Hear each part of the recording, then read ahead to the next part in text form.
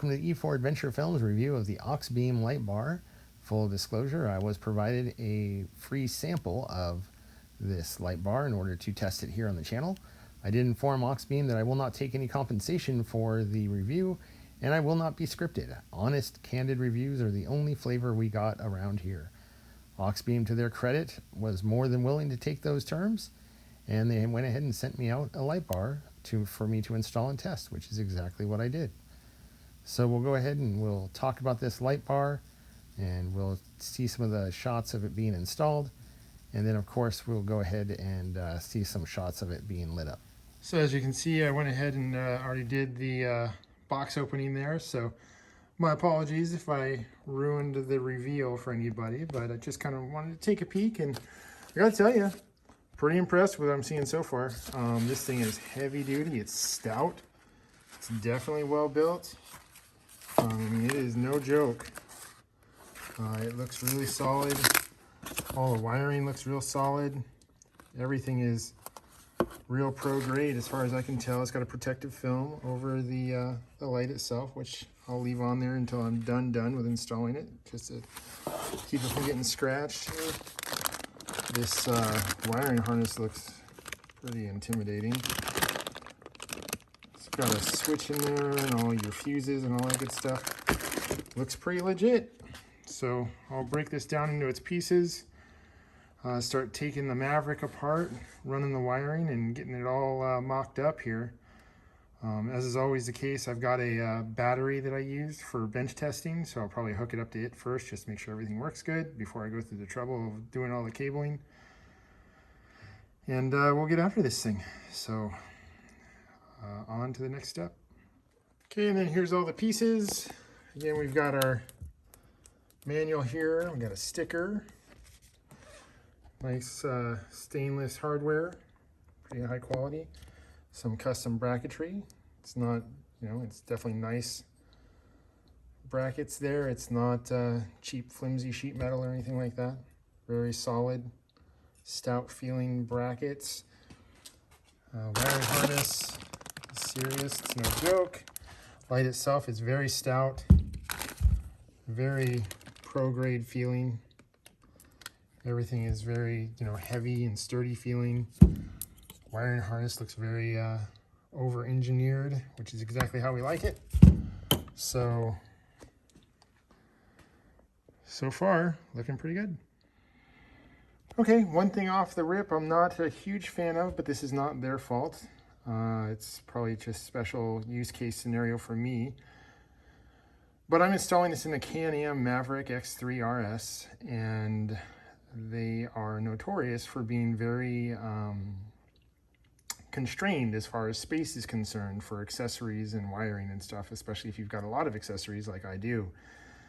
So we've got some pretty big ring terminals because they're looking for this to be direct wired on the battery, it looks like. We've got some pretty heavy duty fuse relays, some very thick wiring and lots of it. And I'm not looking to shorten that and custom solder it down, so I'm gonna have to tuck that away somewhere. Just a lot of, and this goes to the control harness on the unit itself. So then it's got a proprietary switch. But the thing is now I've got to use their standard switch, which means I'm gonna have to route the wiring for that.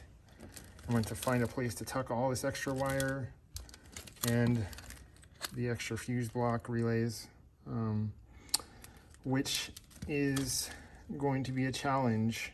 Wouldn't be a challenge if I was dropping this into a Jeep or something like that, but it definitely is a challenge with the Maverick because I am very limited on space for wiring and things like that because I'm already got a bunch of wiring and accessories all to deal with. So that might prove to be interesting / frustrating, but we'll get into it and we'll check it out.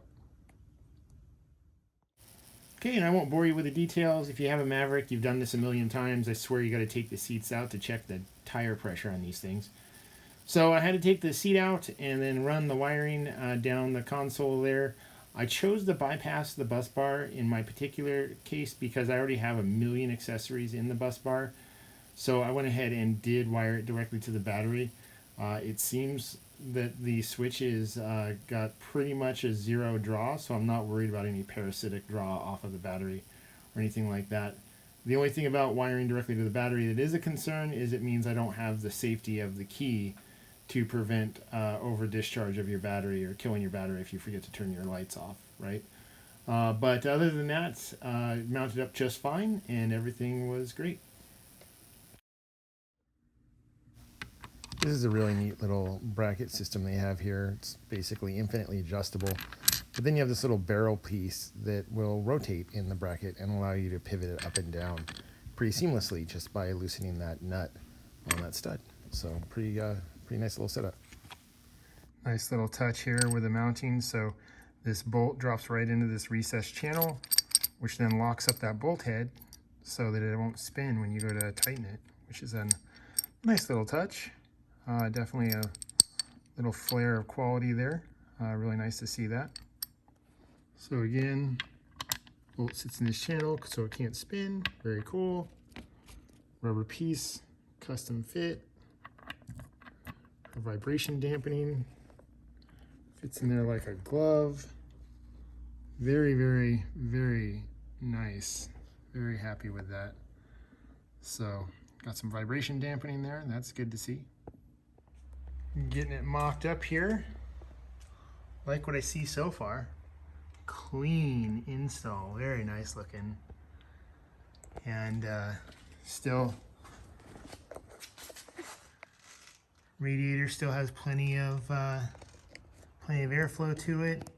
This looks pretty nice so far. This is the Can-Am bumper with the mounting holes already there. So that is pretty clean. I am not mad about that at all. So nice. Just a little mock-up, see what I'm looking at, what I'm dealing with here. So far it looks pretty good. Okay, time for the ultra satisfying. Oh yeah. And here we have the switch location. I chose to put it right above the LED light bar switch and my headlight switch, so it's nice and intuitive. And here is your daytime running light option in white, and it's a nice little thin strip. Works great in this regard and looks slick. And then here is your driving beam or spotlight, whatever you'd want to call it. Very, very bright, especially for being a rather compact light bar. No complaints about that whatsoever. Really a lot of impressive light out of a small package.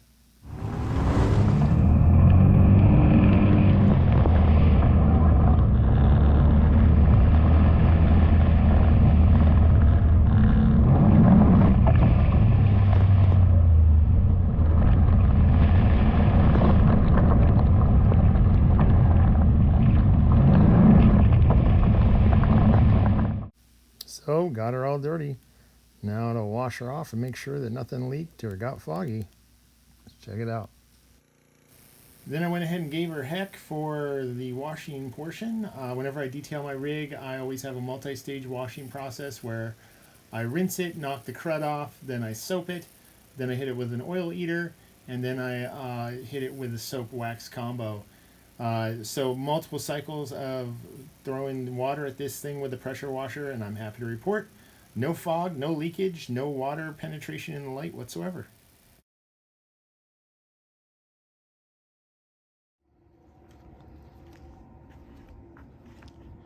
Jimmy H. Christmas.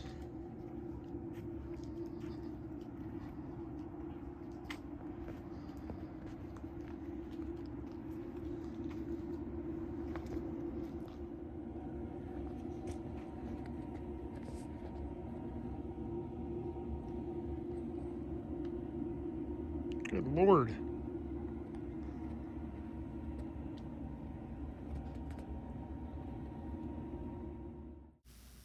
So here I'm just going to cycle through some different lighting options with regards to the unit now, with the light bars, the headlights, the DRLs, and the various facets of it. I wish I could put in some footage of doing the trails with the light bar to show its impact in those scenarios.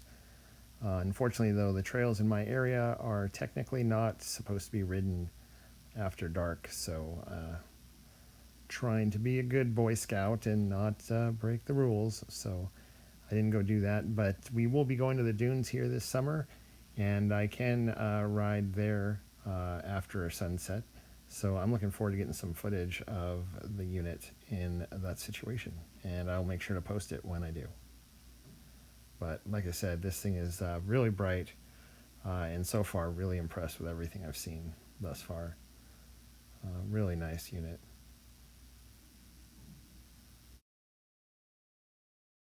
So in conclusion, solid product, great feel in the hand, super heavy duty. Everything was very over-engineered, which is exactly how I like it.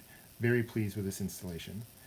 It is indeed waterproof. I've dunked it in some mud puddles and pressure washed the heck out of it. No failures whatsoever. It is super bright, definitely an addition to your lighting package. And there's lots of different options. So it's got a daytime running light in amber and in white. And then, of course, the driving light beam option, as they say, was fantastic. And it's priced right. For what you're getting, you honestly can't really beat this thing. If you're doing some kind of lighting project, they also have so many different options. And this unit came with side mounts versus middle mounts. And everything else. I mean, it really is just a fantastic solution. So all in all, highly recommended. I had a great experience with this. I'm looking forward to many, many miles of trail use. And again, shout out to Simon. I refused to take any kind of compensation for this review, and I was crystal clear that I have to be able to be totally open and honest and non-biased, up and including if I needed to do a negative review, and he was here for it. He signed up and said, yeah, I'd have it no other way. And I think it says a lot for a company's integrity when they're willing to put it on the table like that when it comes to their product reviews. So shout out to Simon, shout out to Auxbeam. Fantastic product. I love it. I think it's absolutely great, and I would highly recommend it. So thanks for watching.